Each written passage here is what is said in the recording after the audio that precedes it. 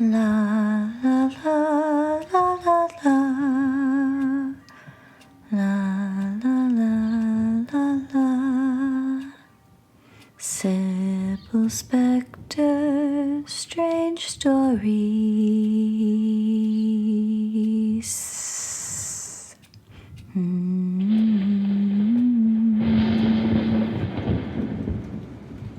Hello, and welcome to Sybel Specter's Strange Stories, or Psst.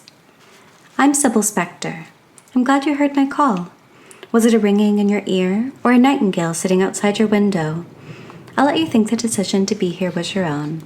It was. I have a story to tell you. I must, or else. I've been given permission to begin with my origin, the tale of where I came from and the events that led me to sit before you today, whatever day it is, wherever you might be. My home was set in a medieval-ish village, though it was also 1966. We lived at the foot in both times, vaguely aware of our fiction, that the purpose of our existence was for the other side of a screen. The camera's vision was one lens in our mind's eyes. Each person in the village was a half-aware actor. A sense of drama bubbled within them, but they were preoccupied on the plot's outskirts, as if the film's story hardly mattered, perhaps because they so belonged to their roles. My village was Ilum, and we lived in a horror film. You know the production company. Think Tools. That's the most I can give you. I don't mind sharing the name of my home because you'd never find it. The production was scrapped. Ilum, along with everything and everyone, disappeared or dispersed, I think. I'd like to tell you that I was the main character. I considered lying to you by claiming to be a final girl, or at least one of the women sacrificed to the dark forces, bright, sticky blood covering my body, 2 puncture wounds in my creamy neck. But I was born to be a background character. To be Dracula or even a hypersexual vampiress was a dream, the only dream there was. All was true, all was false in film world. Was there life outside of our village? There was as much dark forest as was needed for the plot. Our food was real fake, same as yours really. We toiled for nothing, another thing our worlds share. My official job was to carry an empty wooden pail through town daily. After a short walk, I'd put it down at the end of the street, then pick it up again in the morning where it appeared on a different corner each take. Somehow I always knew where to start, even before I'd read the script. I spent my downtime hibernating, eating crumbs of stale bread, and rolling in the hay with whoever looked sexy and bored. There were things happening all around me, but if it didn't involve the plot, I wasn't interested. Plays about strange things, like consuming mannequins, were put on in the village square for entertainment.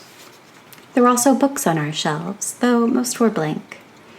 The books that weren't empty made me want to be part of the action, to be a character who could love, declare, and maybe destroy.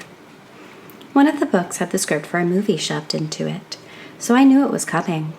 I wanted to get to the part of the story that fast-forwarded to London in the future present, so I could wear bell-bottoms and sway my hips in a groovy apartment. London, I knew, wasn't far from our Central European village. It was beyond the woods, just past nothing. The script was complete, but I figured edits could still be made. Lines added for me. It wasn't fair that so few got to be part of the fun, horrific or not. I know, life's not fair. The phrase was painted on oak plaques and hung above doors in homes and pubs. But our village motto was a story too. So much is an imagined story if you think about it. All I wanted was direct experience with the richness of plot, to sink my teeth into its lushness. Meaningless monotony was not juicy. I'd have given anything for passionate monotony. After I found the script, I began making additions to it. There I was, sitting in the candlelit background with the other desperate young vampires, watching, waiting for a hot meal, like the baker's son. That first edit, deciding that I had a say in my fate, was a thrill, a bodily feeling I now know is like drinking 10 cups of coffee. I grew bolder. I named myself Sybel. It was a word I'd found in a green book with gilded pages, an image of a woman wearing a hooded cloak open to reveal her lithe, nude figure pressed onto the cover. This declaration of identity didn't change my storied life, though I stepped closer with each edition. I stood in the background as two handsome vampires walked together in the foggy night. My heart racing. I was a shadow on the street. One of the groupie vamps spotted me and pushed me out of the shot. I persisted. I became good at standing just inside of the frame, giving the proper reaction or non-reaction. No one held a bucket like me. They let me stay. I was a bosomed blur in the background, and finally, voluminous hair behind the protagonist. Each evening, I returned to the page and wrote myself into scenes with minor roles. One day, when the energy of romance and danger pulsed through my body, I wrote a line for myself. "The baby you requested, master." This burgeoning inner freedom led to the night of, why not? I gave myself a last name on this sacred night. Specter. I liked how the words felt between my teeth when I found it in a slim black book with a red ribbon holding the page of an illustration, a cloak containing nothing. In my last entry, I made myself an antagonist who coveted the Countess Vampire's life. It made the story more interesting, though needlessly complicated, I admit. I slammed the book closed and left for the castle, not bothering to take off my long, lace-trimmed nightgown to put on the only dress I owned. The gale-force wind blew my hair back from my face as I walked barefoot along the dirt road, past wooden dwellings and people returning to their childlike selves in the square. The moon was full, but it was always full. Thunder cracking open the shallow sky and a jagged bolt of lightning connecting with a spire alerted me to the climax. A dark and stormy night is a necessary cliché in a horror film that understands its place as a good time. Rain began to fall as the gold leaf gates entered my vision. My curls loosened. The mascara I was born with ran down my cheeks.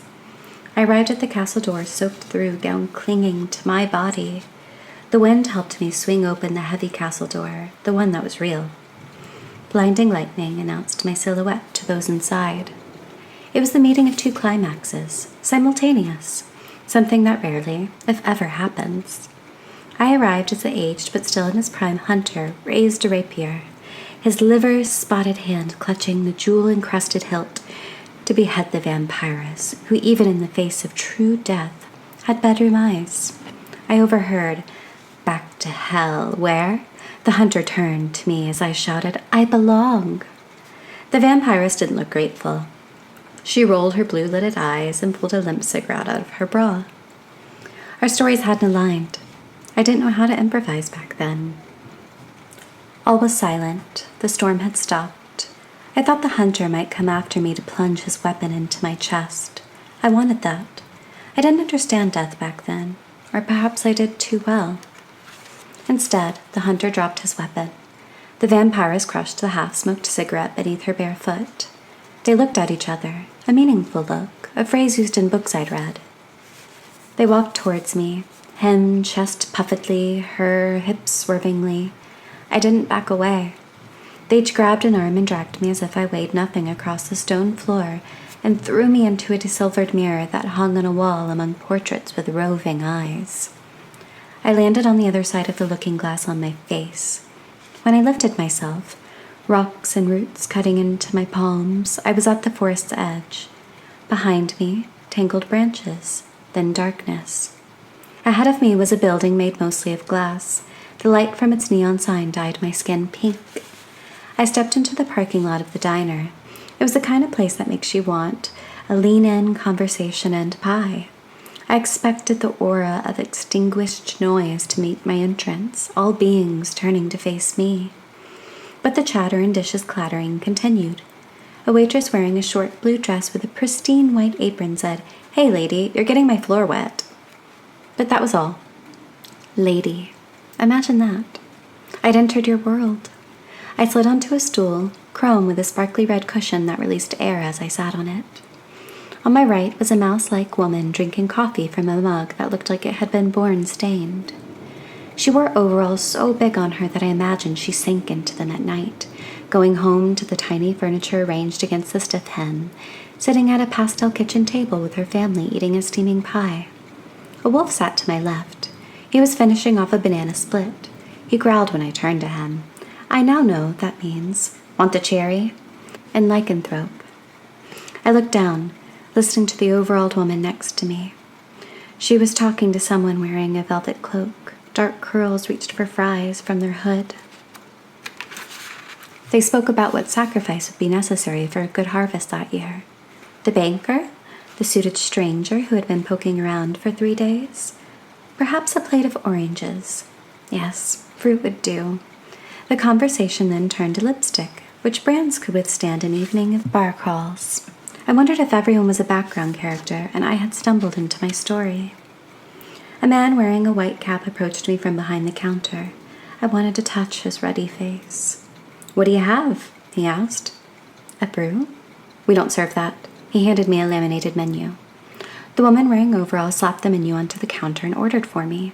The server asked, "Will that be all?"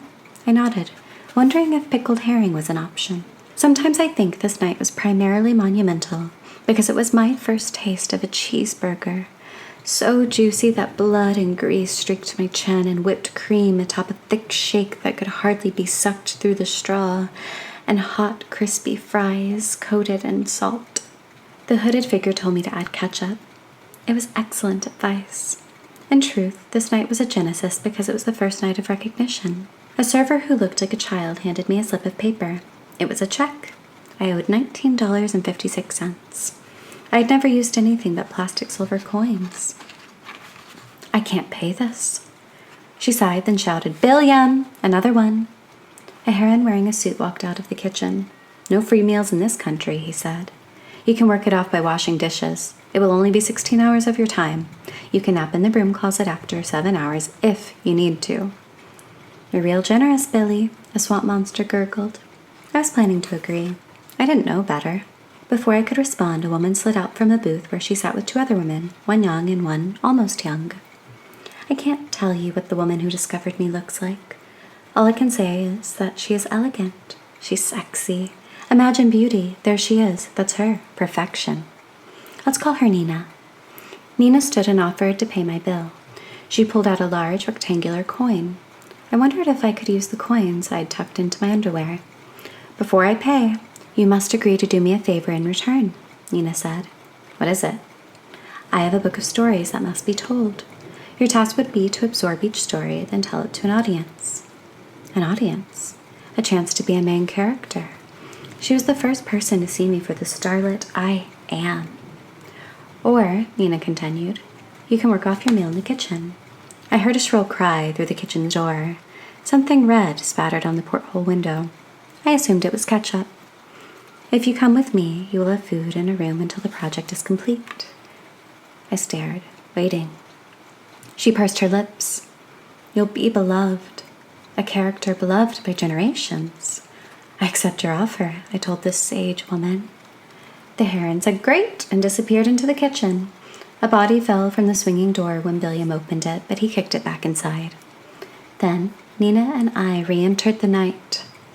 I sat on the back of Nina's bike as she rode through neighborhoods of trees and pastel houses beyond wildernesses of gas stations until we reached the edge of a driveway narrowed by weeds. Now I'm in this dark room, illuminated by the sodium glow of a streetlight, with a book of strange stories to tell you. All I need is you, the audience, to begin.